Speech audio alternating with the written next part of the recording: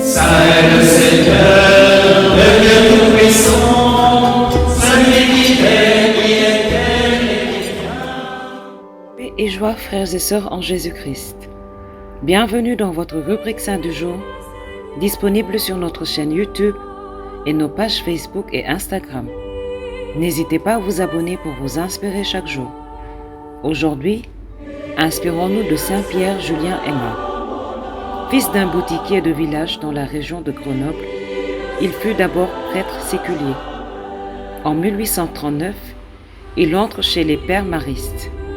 À Fourvière, le 21 janvier 1851, la Vierge Marie lui apparaît, le chargeant de fonder un institut sacerdotal voué à l'adoration perpétuelle du Saint-Sacrement.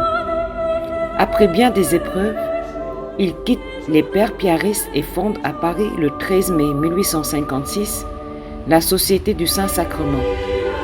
Elle se veut institut contemplatif et apostolique centré sur l'adoration du Saint-Sacrement et avec des œuvres pour les laïcs, notamment la première communion des adultes et l'agrégation du Saint-Sacrement.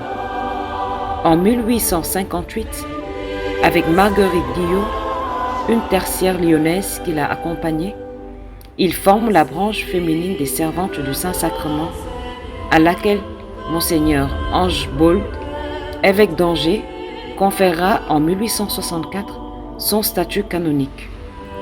En 1865, le Père Aymar reçoit à Rome une grâce singulière, celle du don total de lui-même à Dieu, le vœu de la personnalité. Adorateur et prédicateur infatigable, il révèle à Paris, en province et en Belgique la richesse de l'Eucharistie et il invite les fidèles à la communion fréquente. En réponse aux défis de son époque, il promeut une spiritualité animée par l'amour et dont l'Eucharistie est la source et le terme. Ces dernières années furent remplies de souffrances venant de ces religieux qui n'avaient plus confiance en lui. « Donnez-moi la croix, Seigneur, disait-il, pourvu que vous me donniez aussi votre amour et votre grâce. » Épuisé, il meurt à la Mure le 1er août 1868. Ses congrégations ont essaimé en une trentaine de pays sur tous les continents. Saint Pierre Julien Aymar, apôtre infatigable de l'Eucharistie, a eu un parcours singulier où le seul fil était l'amour du Saint-Sacrement.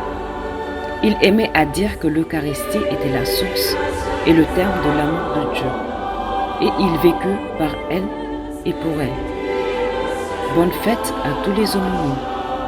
À demain pour de nouveaux saints. D'ici là, prions chez nous.